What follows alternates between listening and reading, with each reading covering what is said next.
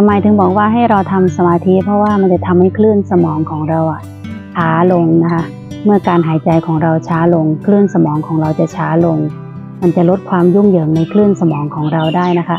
เวลาที่เรามีปัญหาเจอความกดดันความเครียดความท้าทาย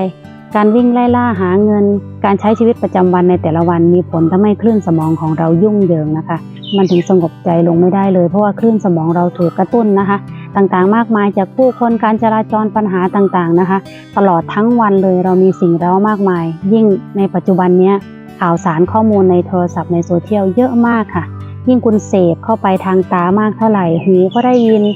ปากก็พูดคุยกันคือประสาทสัมผัสของเรานี่คือรับข้อมูลทั้งหมดนะคะแล้วร่างกายเราจิตเราก็เปรียบเสมือนฟองน้ำนะคะเล็กๆๆๆๆเต็มไปหมดเลยแล้วดูดซับทุกสิ่งทุกอย่างเข้าไปภายในจิตภายในใจ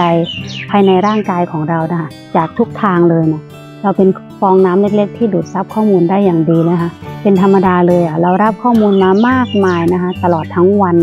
ตลอดทั้งปีตลอดทั้งเดือนจึงทำให้คลื่นสมองของเรายุ่งเหยิงมากๆนั่นเป็นสาเหตุว่าทำไม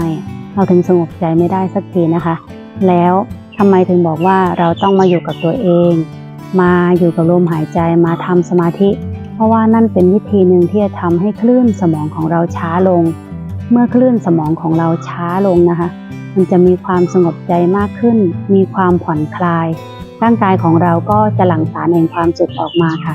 ยิ่งร่างกายหลั่งสารแห่งความสุขออกมามากเท่าไหร่เราก็จะยิ่งมีความสุขมีความเบาใจมีความปิติสุขรู้สึกผ่อนคลายมากยิ่งขึ้นนะคะจากที่เราเจอปัญหาและเราปึ้งปะทะไปแรงๆเราจะรู้สึกมีสติมากยิ่งขึ้นหรือใครที่กำลังคิดหาไอเดียต่างๆมากมายนะคะในขณะที่คลื่นสมองเราวุ่นวายไม่มีทางเลยที่เราจะคิดออกนะคะวิธีหนึ่งก็คือสงบใจลงมาให้คลื่นสมองเราช้าลงในช่วงขณะที่คลื่นสมองเราช้าลงเราจะมีไอเดียใหม่ๆเกิดขึ้นค่ะไอเดียนั้นจะช่วยเราแก้ปัญหาได้นี่จึงเป็นสาเหตุว่าทำไมเราจึงต้องอยู่กับตัวเองแล้วก็มาทำสมาธิเพื่อให้คลื่นสมองช้าลงเพื่อนำไปสู่จิตใจที่สงบมากยิ่งขึ้นนะคะ